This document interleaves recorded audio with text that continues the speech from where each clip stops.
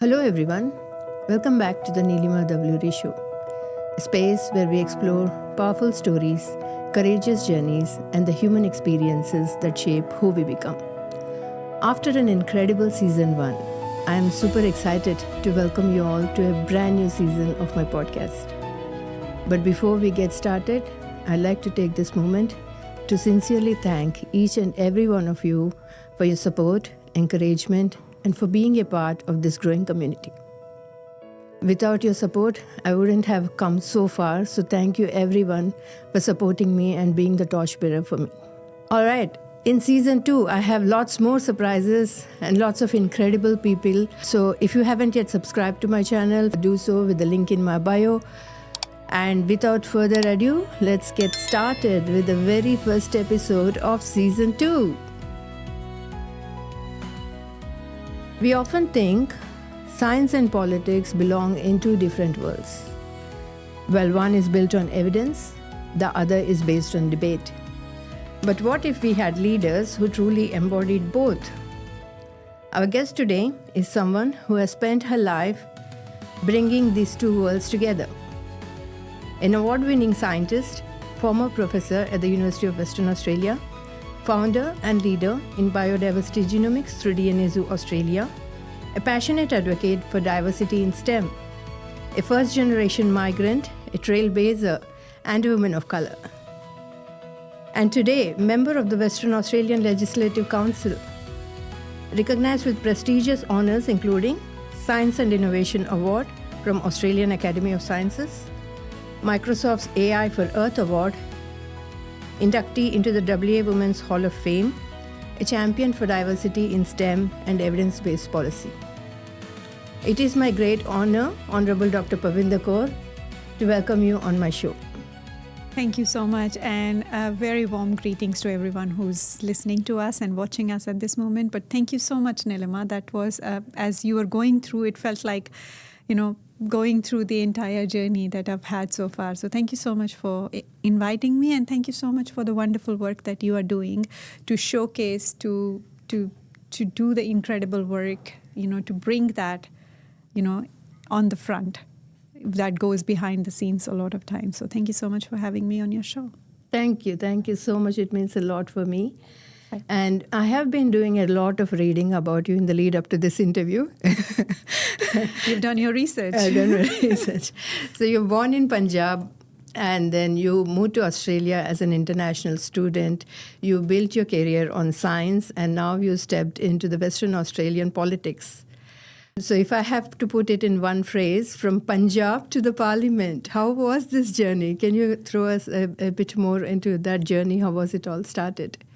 Yes, honestly, my dad was in Indian Army, so he comes from Punjab. My roots are in Punjab. That's the heritage I very proudly carry. I was actually born in Gujarat. You wouldn't believe. So my dad was posted there when I was born, and how it happens is like my mum was alone the day I was born because my dad was out on a field schedule at that point of time. Okay. So it all started with the courage of a woman. And that woman has been my rock, my mum. And everything that I have been able to do and been on this journey, I give a huge, credit to her because she didn't have the privilege to go to a high school.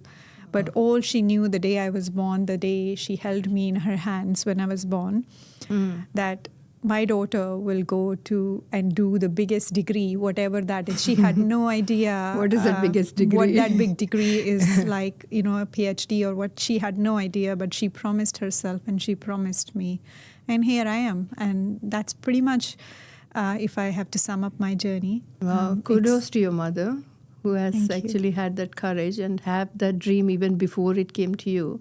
Yes. It was your mother's dream. So how does it feel like living your mother's dream? It feels incredible, but then it also gives you a lot more humility. And I would like to give a shout out to each and every mom and also dad out there who actually not just see the dreams and promise to their kids, but actually work behind the scenes. Relentlessly to make those dreams come true. And that also, I would like to extend that to the teachers, the mentors, the people who actually take the time out to build pathways and open those pathways to others. And it's never success. Normally you see one person when you see success, but the success belongs to a number of people who've been part of those journeys with those people, sometimes on the front, sometimes on the back. Wow. What a beautiful way to sum it all up. No, thank you. And thanks to people like you as well, because this is also part of those journeys which become successful, because it requires visibility. And I think that's an incredible work that you're doing. And I'm grateful to be here today. Thank you. I'm so grateful for all the camaraderie. And I had to tell you this story of mine.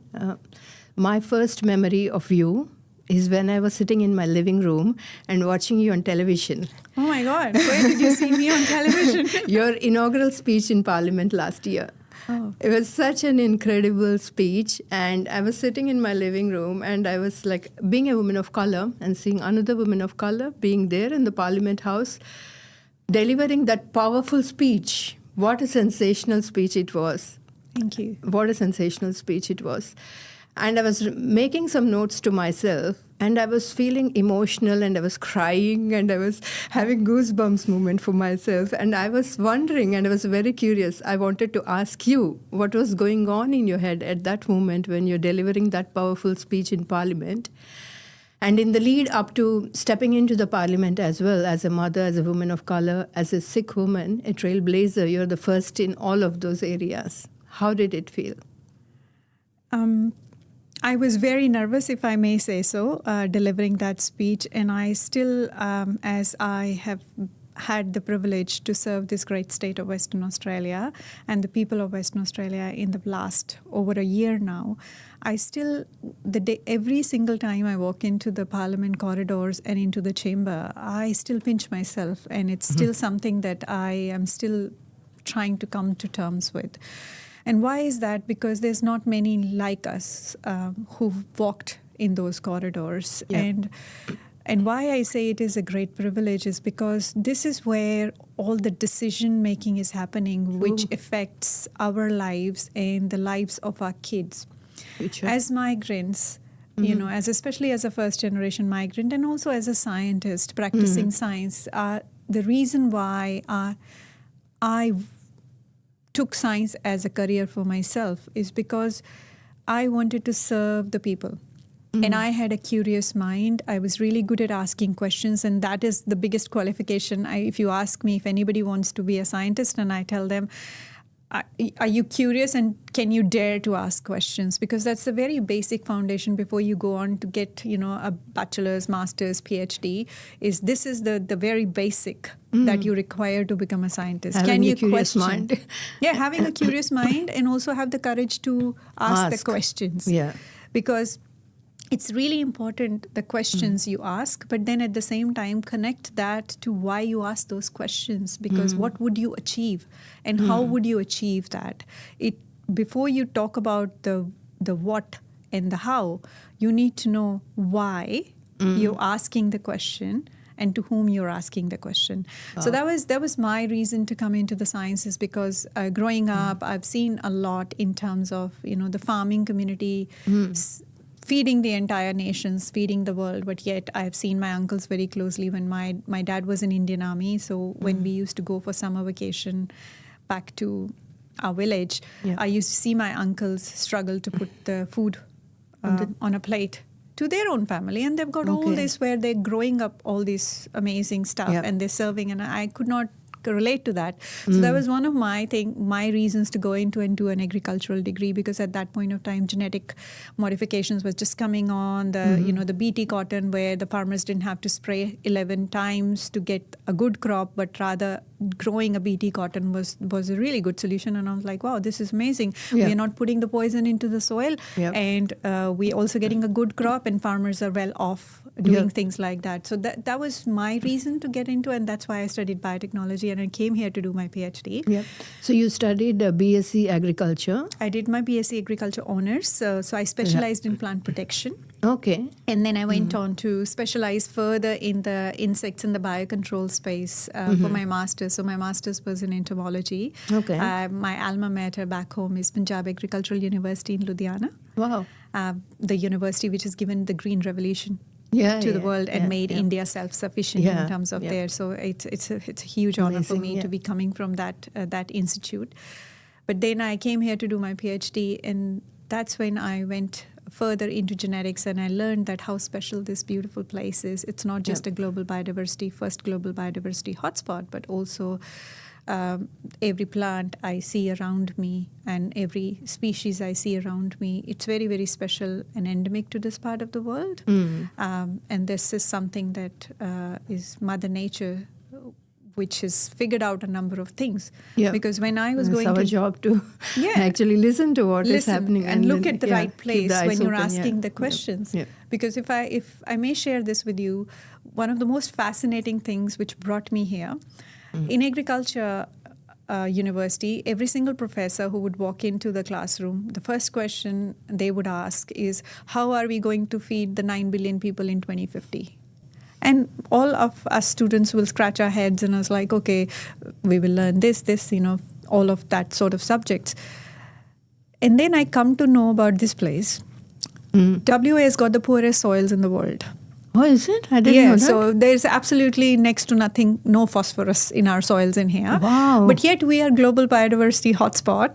We've got vegetation here which does not happen in anywhere else in the planet. So I was just like...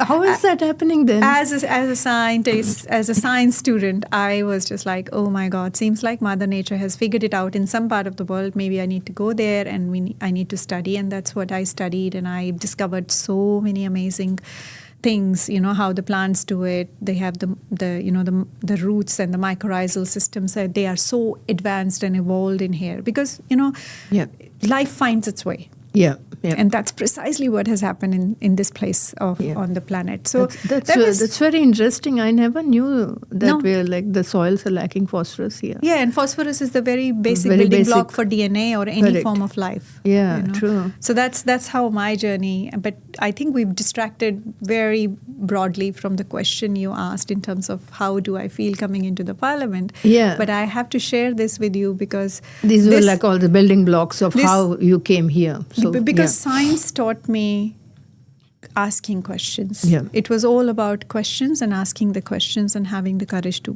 the questions. And you were also a curious mind as a kid as well. I think I was annoyingly curious. If you ask my parents or my teachers, I was annoyingly curious with my hand all the time up in the air because if they answer one, I already had another question for them. Yeah. But politics is all about listening. Yes. And that is also something that I learned early on in my scientific career, that if I want to sincerely serve the people, I wanted to help the farmers, or I wanted to help the sector, or I wanted to understand things, I must always listen. And based on that, I must learn to ask my questions. Yeah. So that is precisely what actually brings me to the parliament, so that I can ask those questions, because I do have a lived experience of serving in it's science. Much more valuable, actually. And hopefully that would guide us to a better future. And hopefully that would save the next generation who's coming after me. Yep. Not to go through the same things, because there is always a better way to do things. And I think more diverse minds and more lived experiences you bring to the table when you're doing governance, you're doing legislation, which is so important for a nation. Policies, for policy. Yep. So hopefully I am able to serve that. Yeah, thankful for us. We are so thankful to you. And then I'm grateful, because it's the people, it's a democracy, it's the people who elect their members. And I'm so glad that Australia as a nation is really, really good when it comes to selecting their representatives. And there is a reason why the governments function so beautifully and efficiently in here, because people exercise their power, and their biggest power in a democracy is their vote. So it's a big shout out to the people of Australia and Western Australia. Wow. Yeah. So tell us a bit more about what was going on behind that speech. It was such a sensational speech. Okay, that's a very interesting story. So I, as you just alluded, I'm a mum. So I have my son is about to be turning 13 this year. He's born in Australia.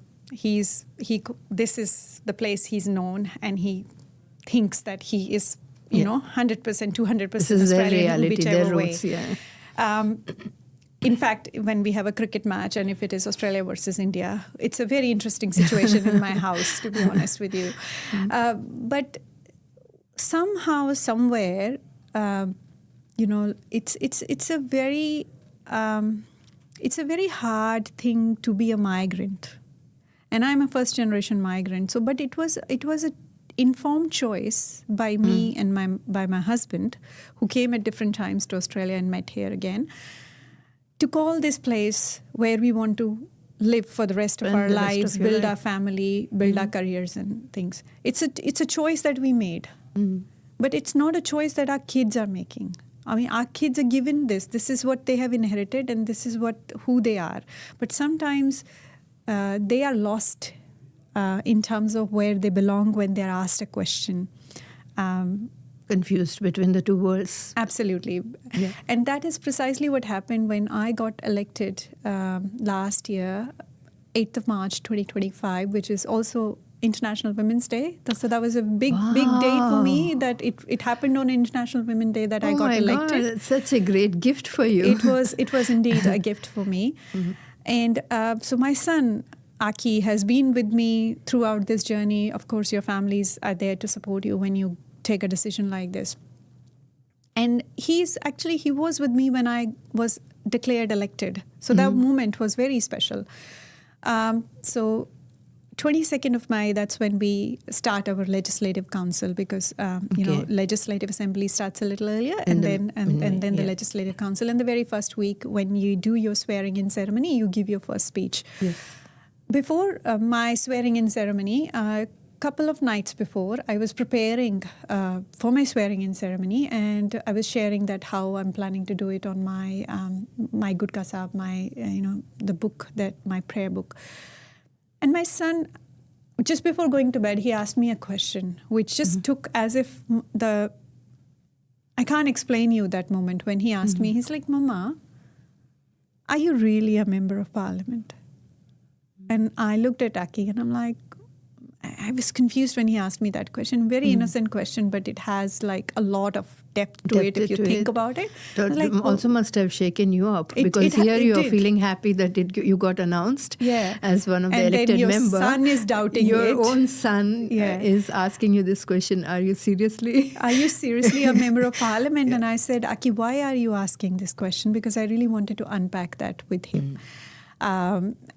And he said, but this is Australia. And I was like, yeah, I know this is Australia. He's like, but you don't look like an Australian.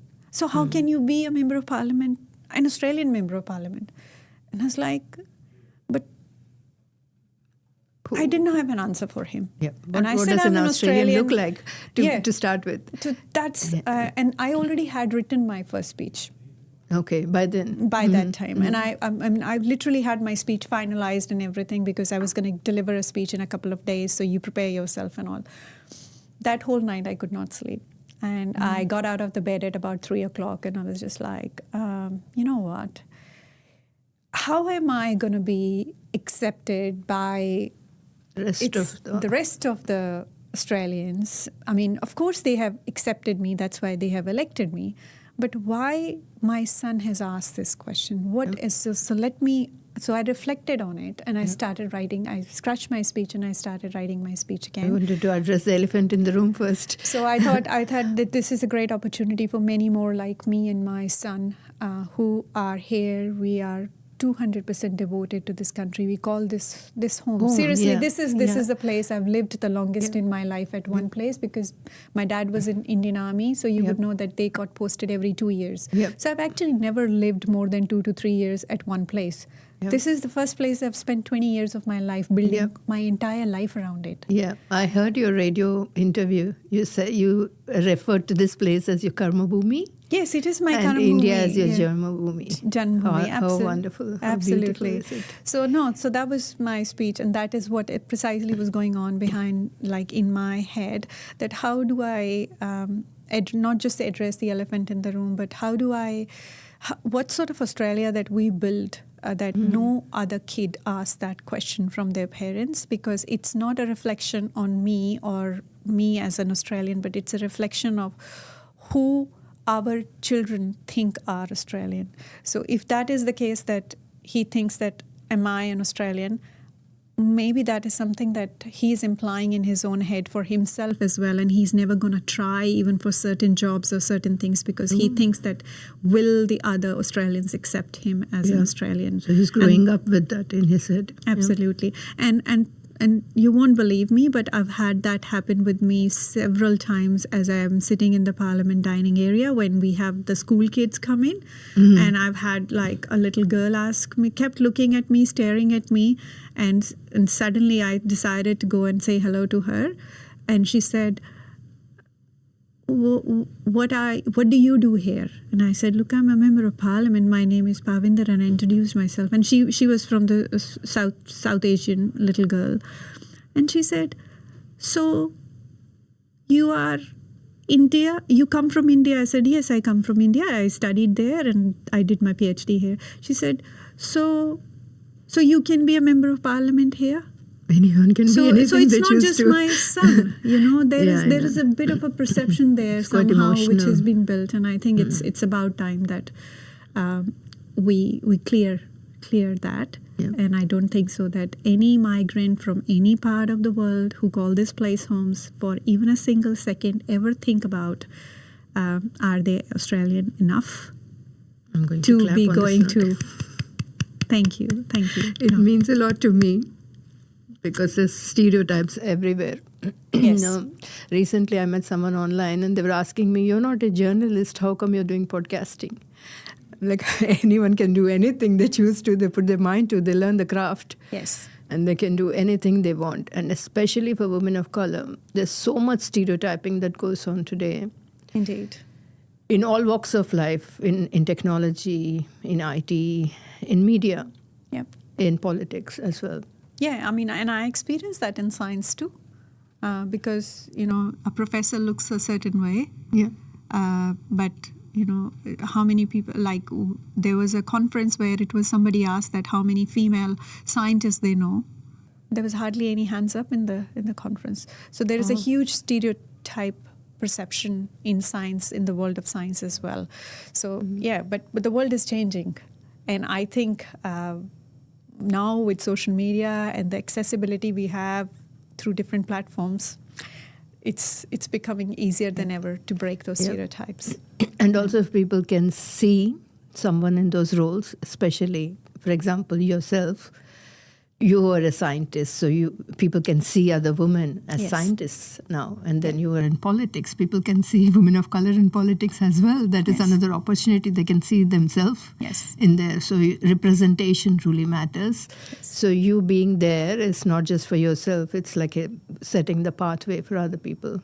Absolutely. It's just that and also I would like to add one thing to it. Representation really, really matters. But at the same time, it also matters that we stop putting the boxes around people. Because as you said, if you can learn anything, if you put your mind to it, right? More and more examples we're going to have of that perception will go away. And hopefully people will stop putting the boxes around themselves and also about other people, that this is your domain where you should be. Because that's not good for our world. That is not good for the future. It's not a growth mindset. Absolutely. Absolutely. Thank you so much. So I'm really happy that you shared honestly what went on behind that speech from your family perspective and how those things unpacked. One last question on that segment I'd like to ask is, how was that speech perceived from your colleagues, other members of the parliament? How was it received? I think it was received really, really well, and I would say across the benches. And I've had such a beautiful journey in the last 1 year. Every single person in that chamber is very, very passionate about doing the best for Western Australia, and I think that's why they have been in that role, I think. And it's very powerful, because there's another thing that, people perceive politics, because a lot of people, said to me, why are you going into politics? What are you going to go there, do there? But I'm very proud to share that every scientific method I learned, I have actually been testing that hypothesis from last 1 year as a scientist in the parliament, that the scientific methods of questioning, finding evidence, and presenting the evidence, connecting the dots, holds as good as it holds in a lab. Same way in a legislative council. It's really it goes across. And I think my colleagues in the parliament, they have really appreciated me bring that lens, a different perspective, and also that skill set of identifying the evidence, connecting the evidence, and then building the scenarios based on that. And also, of course, questioning is very, very useful when you're doing the debate, because it's asking the right question at the right time from the right audience when you're building policy. So I've had a really, really good run, and I'm very glad to be working at such a warm workplace where you got some really amazing colleagues who are equally passionate about everything. Oh. Yes. You're so honest, so knowledgeable. How can anybody not like what you're saying? That's my take. Thank you. You've been very, very kind. No, but yes, I've had some amazing colleagues, and it's a steep learning curve for me, because there are things that I don't know. I don't have that level of history and background into the politics, but it's a good thing at the same. It's like sometimes I do feel I should know more. But then at the same time, it's actually a good thing, because I do not bring any biases. That's true. So it's a fresh perspective that I have, and I think that become your strength if you use it in the right way, and if your colleagues are there to catch you at the moments when that sort of a moment come when you need that sort of a knowledge. And I've had my team members come in and help me in that space. So it's teamwork at the end of the day. Yeah. It's lovely. That's amazing. That's amazing to learn about the first chapter of your life. Now I'll move into the second segment, a bit about your last 1 year in service. Now I know you're a data nerd, so I came prepared a little bit. So I got some data, but just so I don't bump into wrong information, I went into your LinkedIn and I got the post from your last 1 year in service. So I'm presenting all the data that's on your LinkedIn post. So the facts must be accurate. Well done. So your last 1 year in service, you have accomplished a lot. And some of the key highlights I'd like to talk about here. 378 legislative council sitting hours across 56 sitting days. 871 papers and 61 petitions tabled, 26 bills passed, and 27 council committee reports tabled. More than 5,000 public submissions received for the greyhound racing inquiry that you're conducting. Yes. And you have established the convening parliamentary friends group of SMART. This is very close to my heart as well. Very proud of that, yes. Proud for all of us. And you joined the prestigious Sir John Monash Scholarships Judging Board. Yes, that's a full circle moment for me. Being a scholarship recipient to be on a judging board, it's really very special for me. And you continued the grassroots engagement and advocacy for communities across Western Australia. What a great achievement in just 1 year. You have achieved so much. Thank you. So talking about the last 1 year in service, I know there is a lot, so I'll ask you to just talk about 3 highlights from your last 1 year in service. Could either be the SMART or the being on the judging panel, well, once you were a scholarship recipient, anything that you can think of, 3 highlights from last 1 year in service. I think the biggest highlight, if I may say, is being really able to understand how the governance infrastructures work, like how the decision-making bodies work, and specifically from a parliament point of view. And the highlight, I would have never thought that, and I don't know how many people know, but politicians work very, very hard. I can see. Seriously. Yeah. Because it's not just the events we see them at. That is not their main job. Their main job is actually in the parliament, as you can see how many hours. So normally we start at like 9 o'clock in the morning. Before that, I have to prepare and read everything. But then you have long sitting days. Even one day when we were doing the surrogacy bill, we were sitting from 11 o'clock in the morning till 3 a.m. next morning. Wow. And you don't leave the chamber for more than 5 to 10 minutes, except for your dinner break and your lunch break, which is an hour. So that's what, that's the amount of the work that goes into building solid, good governance legislation. So that's been a steep learning curve for me, and definitely being a highlight for me, because I am quite used to that kind of a workload. Being a scientist, reading a lot and learning from that, and then also going and testing out the evidence and thing. That was my life.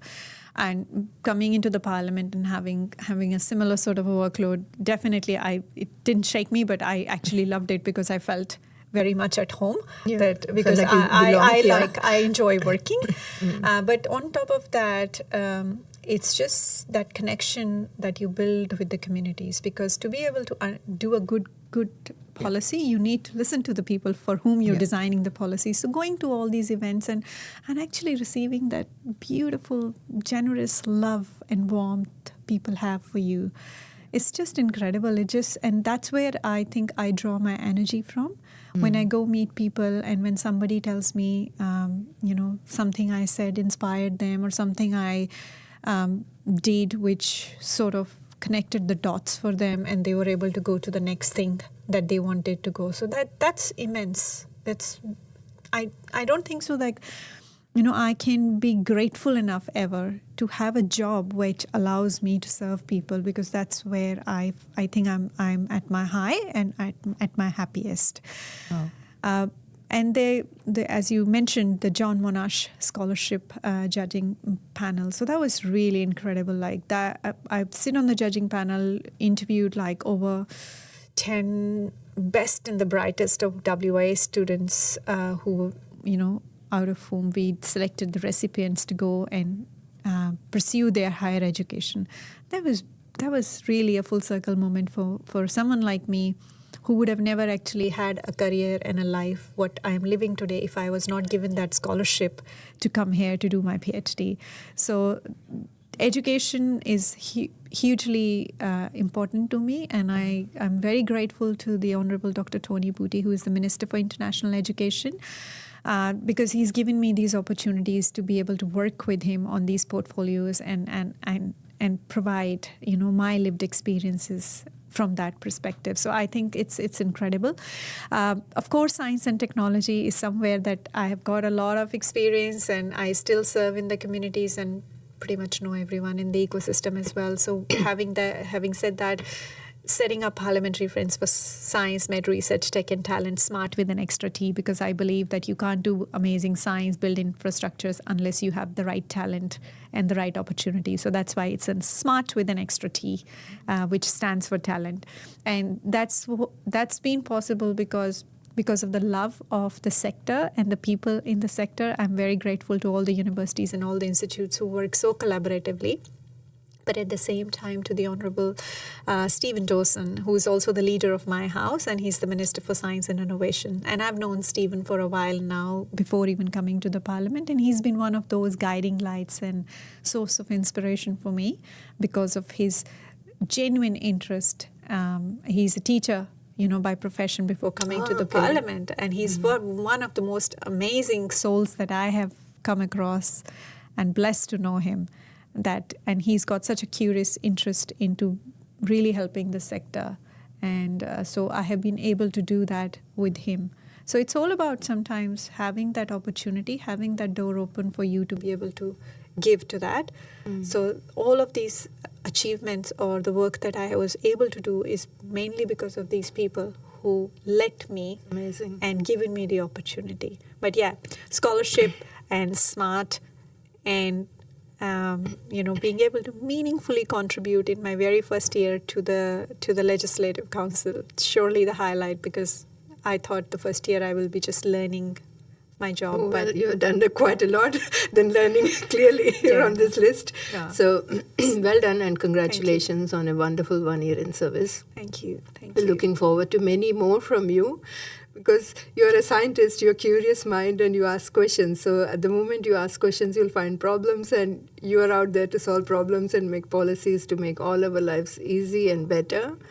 So looking forward to many more such years in service for you. Thank you. No, yeah, I actually don't see problems. Every time there is a problem, I see a solution, and I think that's the perspective, gift. Right? It's that's a gift I have. So I'm really, really grateful for that. Thank you. Thank you. All right, I move to my next segment, which is one which is very close to my heart, and also I'm sure a lot of my podcast community will resonate with, which is women in STEM, especially for young girls. Now, this is also based on data. National data shows that women remain significantly underrepresented in STEM qualified occupations. And it is very hard to deny the fact that there is underrepresentation in STEM. Yes, I agree. So why do you think this gap continues? Neelima, there is a number of layers to this issue, and I would say that I've had the privilege to actually work on a federal government review panel that was set up by Minister Ed Husick when he was the Minister for Science and Industry in the previous federal government term.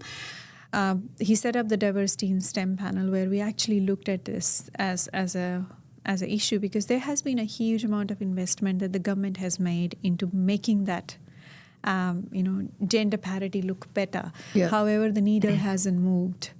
And again, what my learning from that Diversity in STEM review, as we published it 2 years back, is there's a number of problems, but somehow the way policies are designed, they are a little bit separated out from who we are designing it for. Oh, okay. Yeah. That's interesting. So, for example, before walking into the Diversity in STEM panel review, I can list the issues on a piece of paper, and because I've myself lived it. The pay parity as well, right? Gender pay parity. There is a huge pay parity. Yeah. For every $1 men take home, women only take 78 cents, and we're talking 2026 in here. Yeah. So how would you expect a household, for example, if I've had a child, there is the bills and everything, the expenses stays the same. My husband takes $1 home for, more than I will only bring 78 cents to it. Yeah. You need to run a household. It's a very simple financial decision that any household would make, that who would stay home and who would go ahead. Yeah, it becomes even more challenging for a single parent if that single parent happens to be a woman. Absolutely. She's getting paid much lesser than their male counterparts. Absolutely. And then on top of that, you put in the cultural complexities, because there are certain cultures where it's expected of women more than men. Mm-hmm. And then there is a number of things, when it comes to seeing how many of the women actually get up the ladder of the leadership spaces. Mm-hmm. So a man is more likely to have that sort of high in the career as compared to a woman. So it's all about how the organizations then invest into their people, all of that sort of stuff. It's a very complex thing. But then having said that, it's also not just about men and women, to be honest. It's also about what is your postcode? Where do you live? What sort of access do you have to opportunities? For example, if you live in Bunbury, you won't have access to the same level of opportunities as you have living in the Perth, city of Perth, right? And then it's also about your age. The age discrimination. Are you that 25 to 35? It's quite obvious nowadays, right? The age discrimination. Age discrimination, because even how capable because you are. The latest technology, with all the AI coming in, right? Mm-hmm. It's a perception.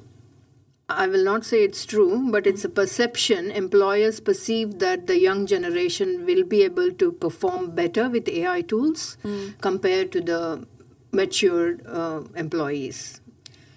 Yeah, I don't think so that is the case, but yes, that's exactly the narratives that are being built around. So that's not today's thing. With AI, that's what is perceived. But there is a number of other layers of narratives that have been built that someone who's between 25 to 35 is like the best bang for your buck as compared to someone who's just going to go in that side or that side. But then having said that, if you happen to be, the age is one thing, postcode is another thing, or just if you happen to be on a spectrum or a neurodiverse person, then your struggles even go to the next level. Being a culturally and linguistically diverse, then that's another layer that several you put on. layers and so there are complexities. several layers, and everybody has their own set of challenges, and that is what you see the compounding effect when you look at the numbers that you're looking at, that this many women versus this many men. Yep.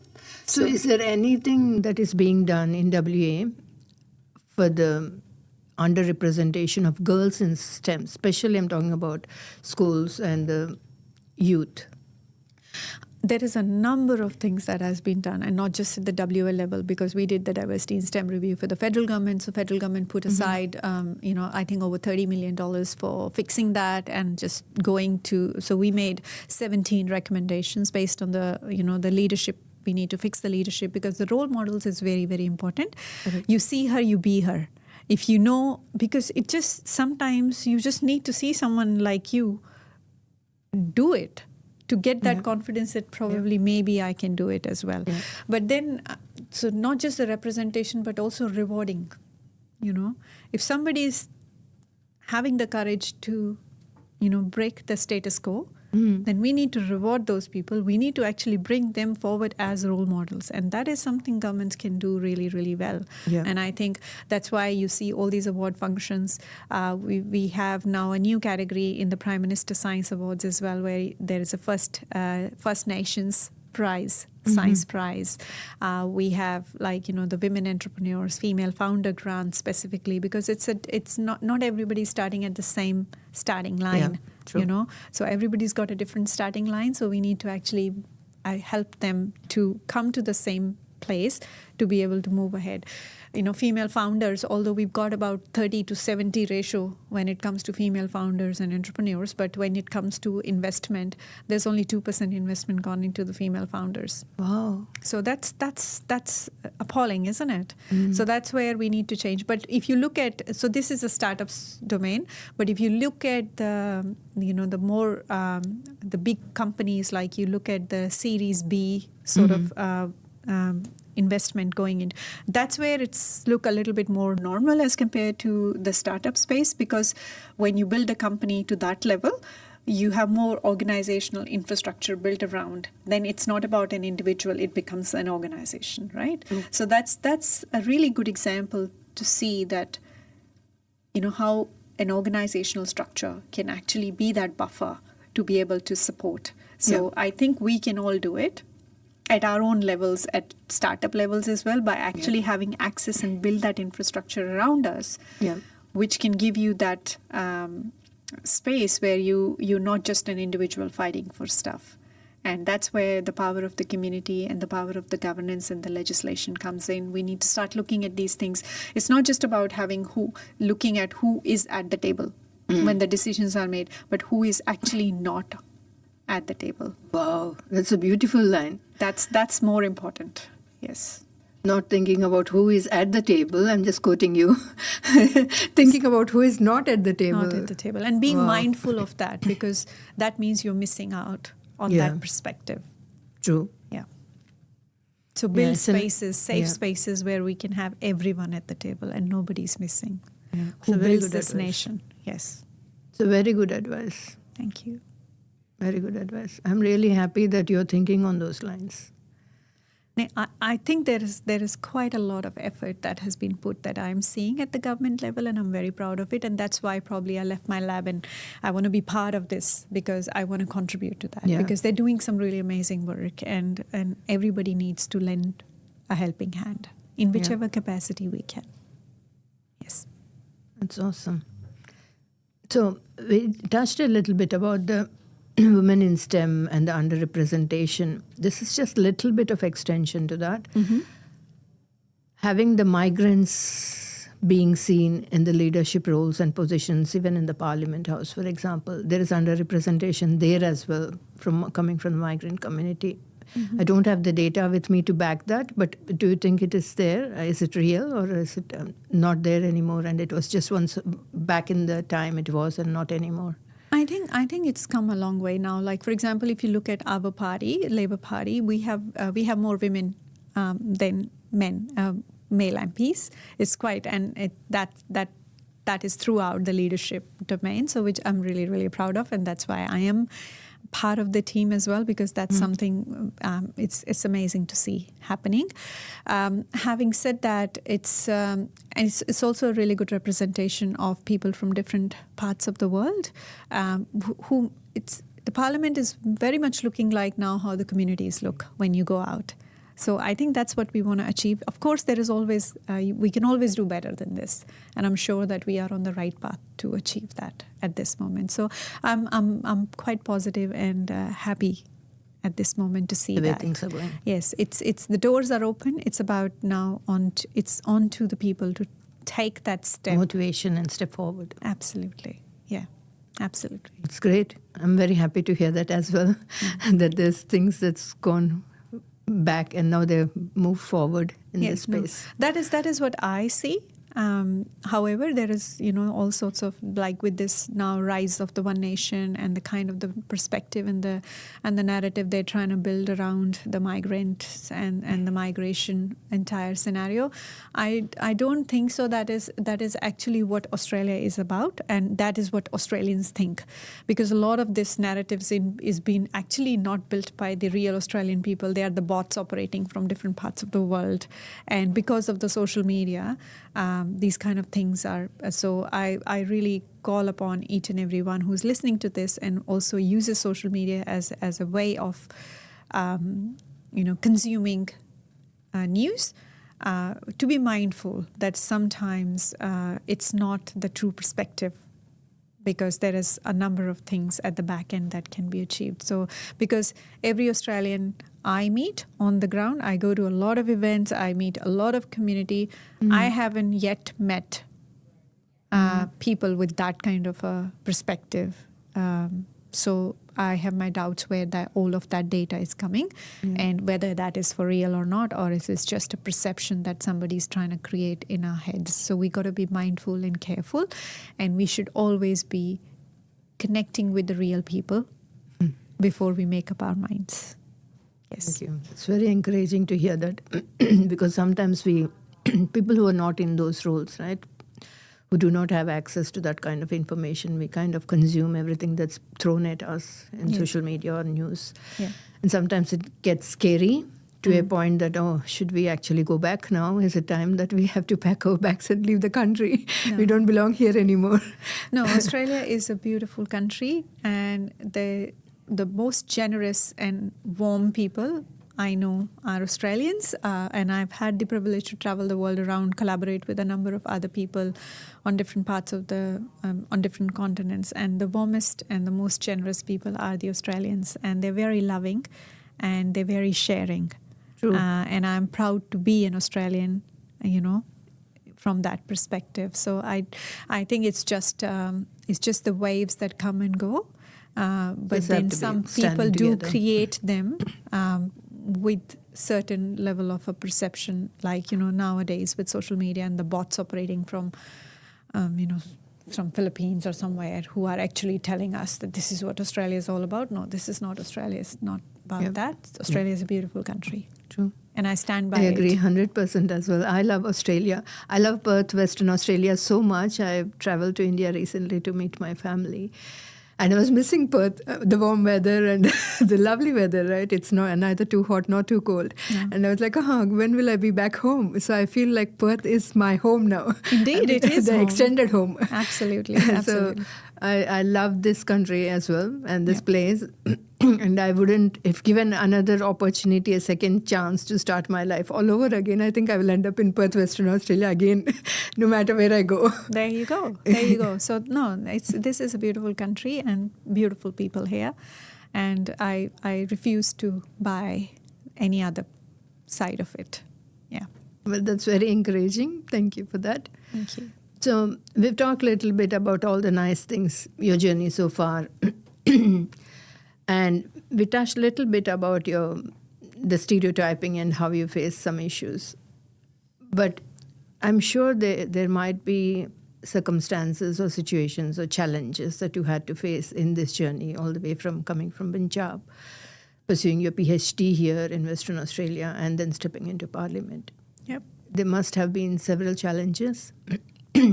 Everyone has their fair share of struggles, absolutely. So if you're comfortable to share any of those challenges and your mechanism or method, how you overcame those challenges, something that might be helpful for other women who are facing similar challenges in their life. No, absolutely. I mean, to be honest, no journey is a smooth journey, and I haven't had anywhere close to a smooth journey. I had a very, very rough one as well. And if you look at my career, coming from agriculture, doing genetics, and then moving on to do from plants to completely to do DNA Zoo, something like DNA Zoo Australia, where I actually, completely went into doing the fauna from moving from flora. It's like a plan is always under construction. There is no secret recipe or secret sauce to be. The only way you can do this is you need to learn to pivot. You start with a certain plan, and then you hit a roadblock. Yeah. And then you realize that at least in this moment of time, with the kind of the resources and access and networks I have, I probably I'm stuck here. Mm-hmm. So then you need to start looking on the What are sides, the other options? on the horizons, that if there is a little bit of a room there for you to take a pivot and move into another space and create your own space. Okay. So I've had to do that a number of times in my career.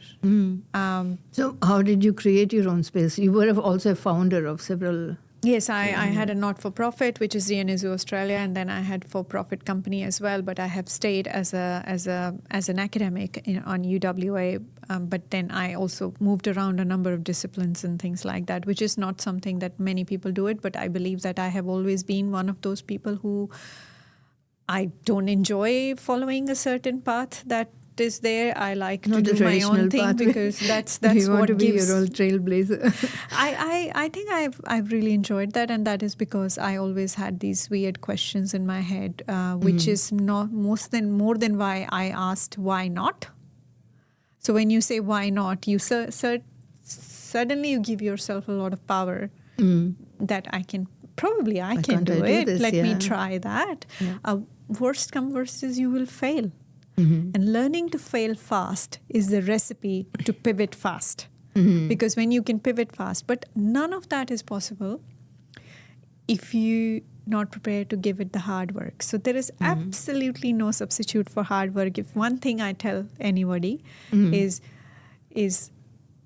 anything you want to do in your life, it requires a lot of focus and hard work. You got to be prepared to do that. There is nothing in this life you will be able to ever achieve if you're not prepared to give it the work that it requires. And once you have that right in your head, then you excel. Like you said, you can put your mind to anything and you can achieve anything in your life. But then another big pillar that I had in my life was my support from my family. Yeah. It's amazing. So without, my parents and my partner, Amit, I would not be. Because a lot of times when the moments come, and they come very often, and you really feeling heavy, and then you're like, this is it, I've exhausted all the energy I had. I can't. This is suffocating. That is the moment when you actually need someone else who believes in you, who just comes, who doesn't understand the nitty-gritty of your problem, doesn't know how to solve your problem, but just comes and put a hand on your shoulder and says, it's okay. Let's revisit this tomorrow. You can do it. And I have faith in you. Wow. Whether it's your dad or your husband or even your son sometimes, or your daughter, who just shows that belief in you. And you will, I've had that several times, and then I wake up with a new energy next morning and I'm just like, okay, fine. I can do this. I'll give it another go. So that's the only recipe. But having said that, you as a human, we invest into a lot of a lot of people, and it's just knowing that when you are investing in someone, they will always come back. If not all 10 of them, even if one comes back and invest back in you. So it's always never giving up on the negativity. Always stay positive, because positive energy attracts positive energy, and that takes you places. And that's what has precisely happened in my career. Several roadblocks. Many times I thought, this is it, I can't do it. And then somebody came and just put a hand on my shoulder and said, nah, I think you can do it. You just need to rest up a little bit and then pick yourself up tomorrow morning and go for it. It's great to hear. Yeah. Great to hear. So surround yourself with those people who believe in you. Who believe in you. Who believe in you. They may not be the people who would even understand what your problem is. Yeah. But they will give you some support. special energy that you would just go and attack that with a different mindset next morning. It's awesome. magical. It's really great. Yeah. I'm really glad to hear that you also have your moments of vulnerability, and then there are times when you want to give up. Yeah, lots of times. I mean, it happens. I'm not glad to hear that you have times when you want to give up, but I'm glad to hear that you had those times, but you have chosen not to be taken aback and then move forward, keep moving forward. Otherwise, you wouldn't be in this position that you are today. Absolutely. Even today, like I have my moments every other day, and then you just then need to go reflect, learn. Yeah. Because life is a continuous learning journey. And the day we will stop learning is the day we will be dead, right? Yeah. And if you're learning, then, that's what drives you. You get up and you do it. But it's really, really important. The one thing I can emphasize you is always have those positive people around you. Because the day you don't have the positive people, it's very hard to do it on your own. It takes a village. Yeah. As I said in the beginning. You see one person successful, but there is always a number of ones who are pushing them from the behind. Yeah, to keep them going. It's a beautiful story. I love every angle that you showed us a little bit into your life. Thank you. Then every side that I'm hearing and seeing, I feel like there is so much to learn from your journey. Thank you. No, I'm still learning, and I'm sure we all will continue to learn. That's awesome. I'll finish with one last segment, and after that we have a rapid fire. Oh my God. Okay. So last segment I wanted to touch was about the innovation, inclusion and talent, and then the plans for growth in Western Australia. I've recently watched on television the upcoming few years. There's a plan put in place for WA to move ahead. Yes. Would you like to talk a little bit about those plans and what is it that we can expect where WA is heading to in the next couple of years? One thing I can tell you, that Western Australia is the best place to be at this moment anywhere else on the planet. You better be in WA and be part of this amazing journey that we are all on as a team together, because we are the only state with the 10-year science and technology plan. And when you have a plan, you at least know which direction you're moving to. We have not just one but two supercomputers in this stage. In this state, we're building world's largest telescope, the SKA, the Square Kilometer Array project in this state. Wow. We're building world's biggest battery in Collie. Wow. So that's what these are the kind of the infrastructures. But the most important thing is that everybody knows Western Australia as a mining state. So yes, true. Mining has been one of our greatest assets. But having said that, agriculture is our second best industry, industry. And now with the rise of the med tech, the infrastructures, the space, we are the only place on the planet which has got the best places to train your astronauts if you want to go to the space, and with the largest telescope and all those infrastructures. This is an amazing platform that WA is building, but with the vision of the Cook Labor government. And I give big shout out to Honourable Roger Cook, the Premier of Western Australia, that he has been very consistently focusing on diversifying the economy. And that is really, really important, that we do not just focus on one thing that we are good at, but we have been investing into a number of areas which are our strengths. As I said, defense is our strength, space is our strength, remote technologies is our strength, because all of these have been a byproducts of the biggest industry and the asset, the mining industry. We've got autonomous vehicles. Yeah. And all of those things can now be translated into doing work with space in the space sector, because that is remote, right? Medical research remotely, this is the future of the medical research. So, and we are the only state who have invested something like a Future Health Research Innovation Fund. There's nowhere in Australia. Now we have a vision of developing the 7 cities of WA. So you would see, there will be not just Perth when you talk about Western Australia, there will be many other places like Karratha, Pilbara, Kimberley that you would be thinking about, because we need to much grow. Needed. We need tourism in WA. Because Yeah, it's a beautiful state, but if you look at the tourism numbers, international tourists, normally they go to Melbourne and Sydney and not so much to WA. Yeah. So I think it's not just about tourism. It's also about building those infrastructures and the cities in a way that actually capable. talented people can go and work there. Like building one of the largest battery in Collie will, Attract lead the to talent. so many jobs in there. Building these manufacturing hubs, renewable energy hubs, science hubs, space hubs would bring in the talent, the best and the brightest from the world to work there and grow our local talent as well. And we will be able to manufacture a number of things right here in Western Australia. So I think the future is looking incredibly bright, and I'm very, very excited to see all of that hard work unfold. And it doesn't happen overnight. Yeah. So it's good, and it's kudos to the people of Western Australia who've chosen a stable government over term after term, because things are built like that. Over a period you of don't time, build a 4-year term government can't really do much. True. Because it's like a huge ship, like a Titanic. Yeah. So turning it and taking it in a certain direction, it takes time.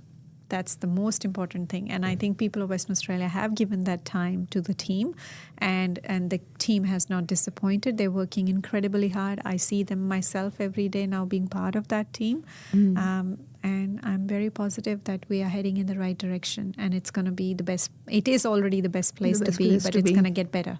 Okay, all my counterparts, if you're listening, WA is the place to be. Absolutely, it is the place to be. Yes. That's very promising, and I'm so happy to hear, being a proud West Australian myself. I've lived here for 20 years and I love this place.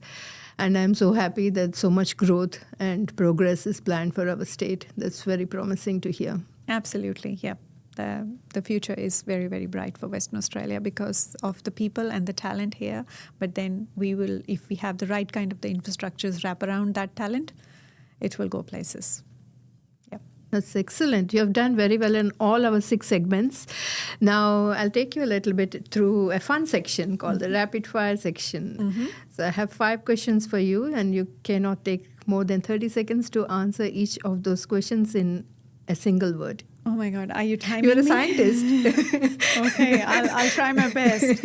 It's not my forte to answer anything in 30 seconds, but I'll try my best. All right. No pressure. You can take your time. You're doing so much better for WA, so we'll give you the leeway of taking extra time. Thank you. All right. So I've introduced you as a scientist, as a politician. But if you're neither a scientist nor a politician, what would you be? What are your other hobbies and interests? I think a mother. That takes up most space in my head, that I want to do really well as a mother. And I think even doing science or the policy work, the front of my mind is always my child, and how do I give it as a better place to him than what I received. So yes, so he's been the biggest. I would not call it a job, but the biggest responsibility I feel as a human, as a mother, in my life. It's very humbling. What a great answer. Instead of choosing any other profession, you said I would choose to spend my time with my child. So that's very humbling to hear. It's the best. He's the best thing that has happened to me. Yes, absolutely. Well, if he's listening, then he's lucky to have you. I'm trying to make him listen to this one. All right. So the next one is a book that has changed your life. You must have read a lot of inspiring books through your journey. I know you're an avid reader, but if you can put one book out there for our viewers, what would it be? It's actually a very old book by Robin Sharma. I'm not sure if you've heard of it. The Monk Who Sold His Ferrari. Yeah. Yeah, I absolutely love that book, and the way it just gives you a perspective to life and what success really means, or the many different things that we chase in our lives, but what really stays with you at the end of the day. Yeah. So The Monk Who Sold His Ferrari by Robin Sharma, that's been one of my highlight book in my life. It's awesome. I read it, but I don't remember now. I'll probably go back and read again. Yeah, no, it's a beautiful book. Yes. Cool. So the next one is one word that your family uses to describe you. If they would use one word to describe you, what would that be? Oh my God, this is a hard one. My family, I think my family, someone who can't just sit and do nothing. Always on the go. Always on the go. Yeah. Always on the go. I just don't know how to sit down. Yeah. Do they complain about it much? I think they're so used to it now, so they just made peace with it. But yeah, I'm not the person who would just sit down for a long conversation with anybody. I'm just like always on the go. I'm someone and always in a higher state of energy for some reason. So or just completely dropped. Yeah. So I'm not in the middle ever. I'm always here or here. So I think that's what either my family... high performing or completely resting. Yes. Nowhere in the middle. Nowhere in the middle. I'm not a person you will find in the middle. No. Okay, awesome. You're doing really good on your rapid fire. We're up to our last two questions. One thing you think people don't know about you? I'm an introvert. It takes me a lot of effort and a lot of energy to be out and about. And I know that everybody thinks that I'm everywhere, but I'm actually an introvert, and I'm more comfortable in my own little space. But it takes me a lot of effort. Yes. Not many people know this. Only my family knows this, and that's why they know either I'm this state or this state, because it's very hard for me to stay in this state. So I take up a lot of that space as well, because I'm an introvert by nature. Yeah. I'm an introvert as well. And all intelligent people are introverts. So okay. No offense to the extroverts. I'm rubbing shoulders with the scientists, so that's fine. Thank you. All right. So the last question was the best advice that you had received. I think the best advice I have received in my life is from my dad. Because as a child, I always, when I will, like any other kids, you complain about things and you point your finger towards something. So once he said to me, he said, you finding the blame, and it was my brother, my younger brother, but look at 3 fingers. They're pointing towards you. It just stuck with me for the rest of my life. So I every time I'm about to complain about something which is not right or can do better. So that's why I said I don't see problems, I see solutions, because I don't want the 3 fingers to be pointing towards me. I don't want to be the person complaining. So if I see a problem, I try to find a solution rather than point a finger towards it. And I think that's the best advice I have ever had in my life, because it just completely changed the way I function as a human. Wow. Yeah. No, it's the best advice that's come to me. I'll think about it every time I'm trying to point my finger. So thank you for sharing that with us. It's very easy to find mistakes and say it could have been done better by this person, but not realizing you got 3 fingers pointing towards you. The only thing what you can have fix you done is about yourself. it? What have you done about it before you complain about something? So it's always a good thing to reflect on when we complain. No wonder you're in a position that you are today because of this attitude. I think it's taken you very far. Yes. No, everything we do here and we surround ourselves with shape us as a person we become. We do not stay the same person every single day. We're all evolving, and it's a choices we make on a daily basis to surround ourselves with those people, those energies who will take us in different directions. So watch that very carefully. That's the only advice if I have to ever give to someone. I give that to myself as well. Yeah. Thank you. Thank you so much. You have done excellent on the rapid fire section. Thank you. You have done really well. And thank you so much for sharing so many things that I've never knew about you. I'm going to go away and ponder on all the advices that you have given us today.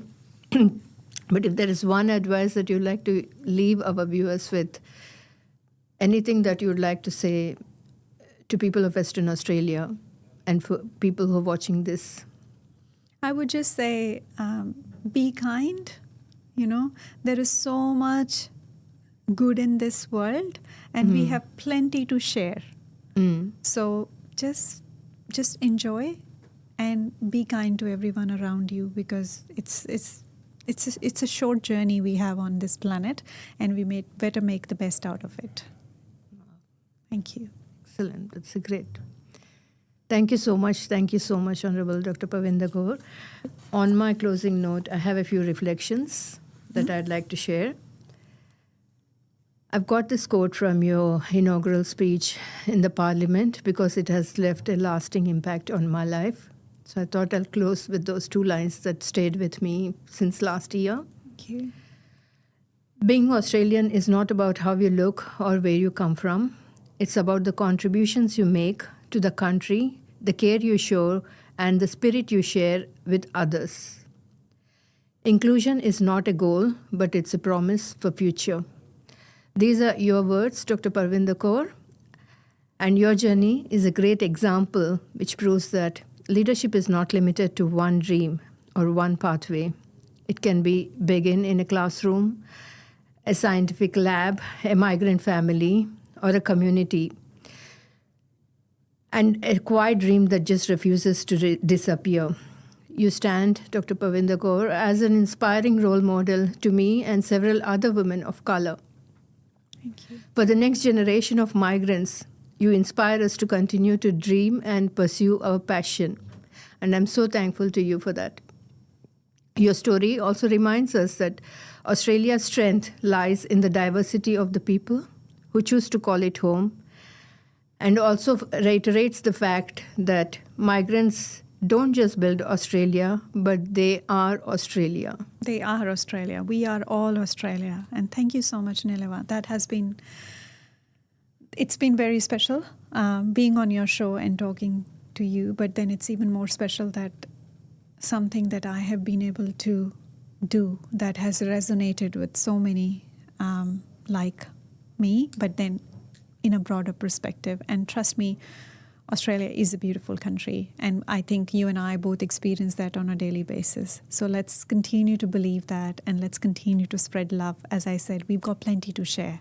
There is no need to be any restless about anything. Yeah. So thank you so much for having me. It's been very special. Thank you. Thank you. Thank you so much for being on this show. And that's the end of this wonderful episode with Honorable Dr. Parwinder Kaur.